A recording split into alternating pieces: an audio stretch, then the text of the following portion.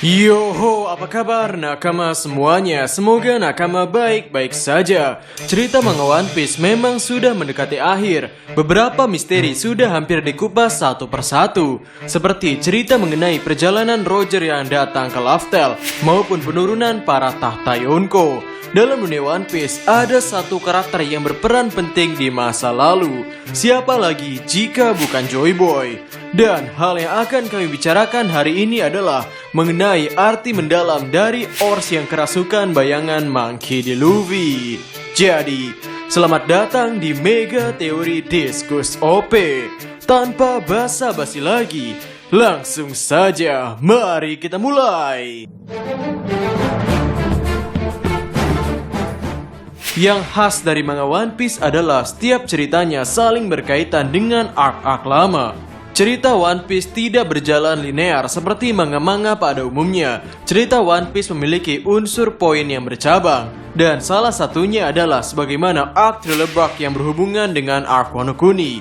Mulai dari zombie Shimotsuki Ryuma yang berkaitan dengan Wano Kuni, unsur zombie yang juga ada di kedua arc ini.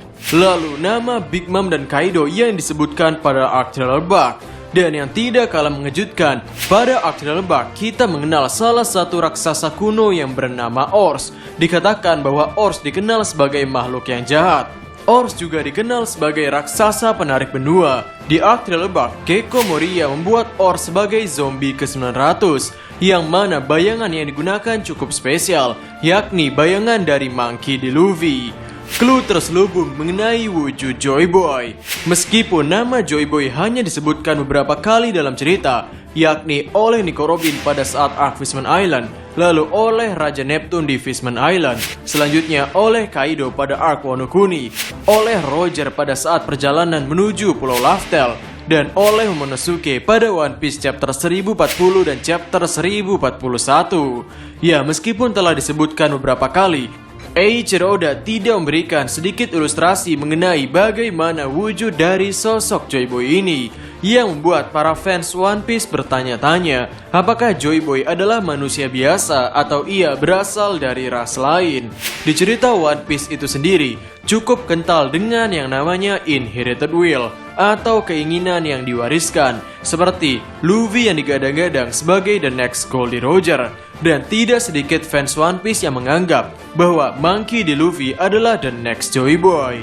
Lalu pada pertempuran Luffy melawan Kaido di arc Wano Kuni, Luffy sempat kalah lagi yang kemudian ia harus jatuh ke laut. Pada saat itu Kaido berkomentar, "Tapi teknikmu, apa itu? Gomu Gomuno? Wororororo. Sepertinya kau juga tidak bisa menjadi Joy Boy." Haha. Pada gambar manga pertama tadi, kita bisa melihat karakter Kaido yang mengejek teknik Monkey D. Luffy. Dan kami pikir, bukankah ini pertama kalinya ada karakter yang mengejek teknik seseorang? Apalagi di sini Kaido sampai menyebutkan Gomu Gomuno dan menyebutkan nama Joy Boy juga. Yang mana pada arc Thriller Bark, Ors yang dirasuki bayangan Luffy itu meskipun dirinya tidak dilengkapi dengan buah setan Gomu Gomu, ia tetap menyerang sambil meneriakkan teknik Gomu Gomuno.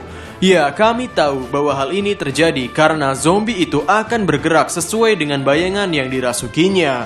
Namun menurut kami, justru itulah poinnya. Luffy digadang-gadang sebagai the next Joy Boy, dan banyak fans One Piece juga menganggap Joy Boy memakan buah setan Gomu Gomu. Dan tidak sedikit juga fans One Piece yang berpikiran Joy Boy adalah bangsa Ors. Sehingga di sini kami ingin menguatkan poin-poin tersebut.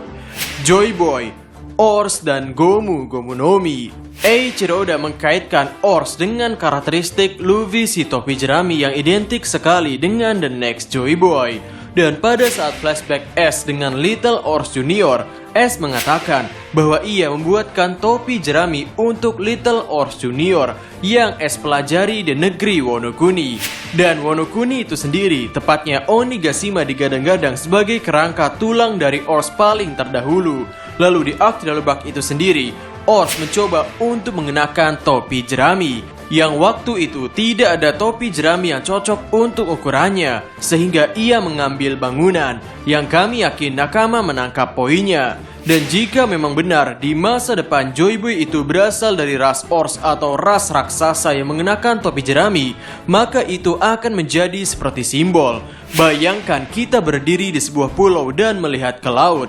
Kita melihat Ors yang mengenakan topi jerami menuju pulau kita. Hal pertama yang akan kita lihat adalah sebuah bayangan kuning raksasa topi jerami dan sebuah pita merah.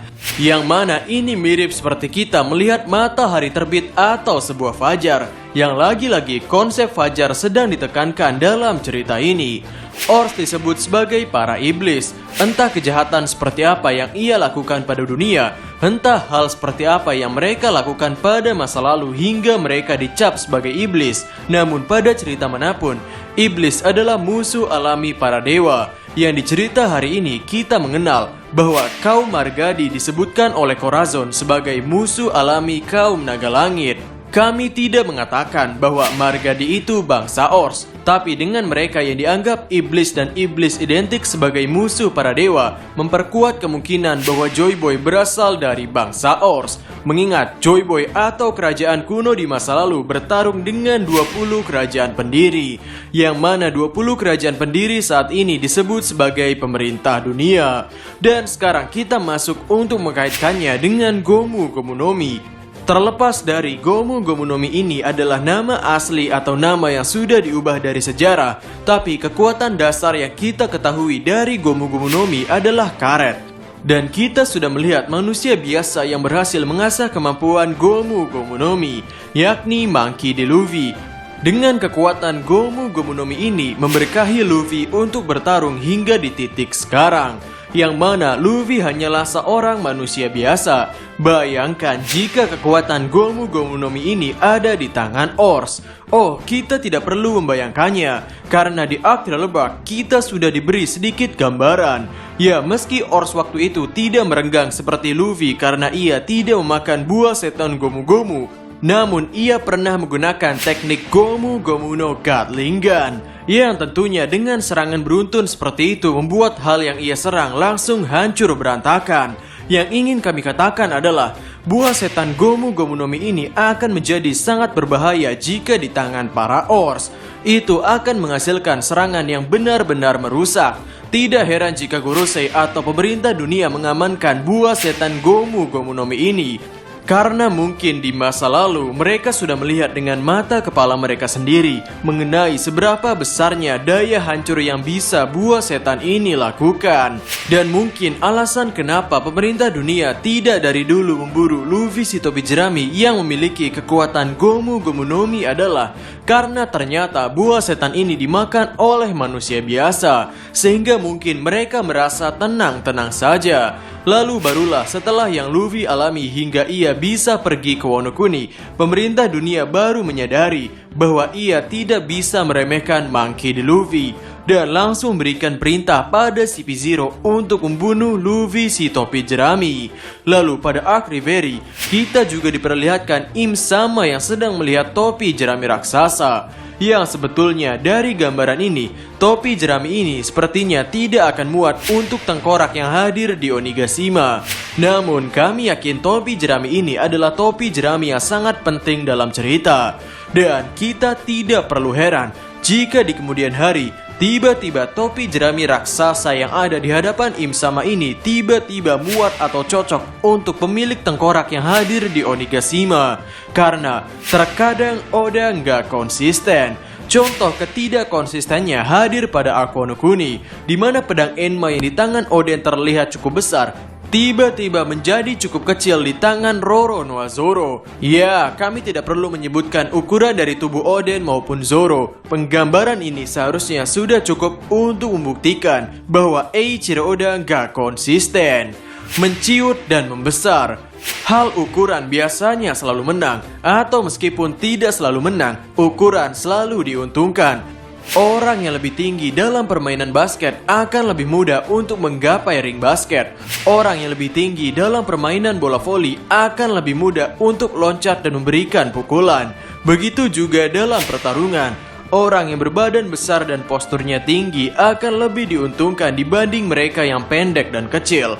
Lalu pada teknik gomu-gomu yang pernah Luffy gunakan, ada dua unsur yang disebut menciut dan besar. Hal ini ditekankan pada arc sebelum time skip, di mana dengan teknik Gear Third, Luffy bisa membesarkan salah satu bagian tubuhnya. Yang tentunya serangan dengan ukuran raksasa ini akan cukup berdampak atau memberikan kerusakan. Yang kemudian setelah Luffy menggunakan teknik Gear Third, ia akan mengalami penciutan. Yang dari gambaran ini terlihat Luffy kecil sekali. Yang mungkin Joy Boy juga menguasai kedua teknik ini, yakni penciutan maupun pembesaran. Sehingga kesimpulannya, Joy Boy adalah ras Ors yang memakan buah setan Gomu Gomu no Mi. Tidak heran jika ia bisa berteman dengan makhluk raksasa seperti Zunisa, karena ia juga seorang raksasa. Ya, itu saja video untuk hari ini. Bagaimana menurut nakama semuanya? Berikan komentar kalian atau berikan koreksi kalian semua atas teori kami tersebut di kolom komentar di bawah.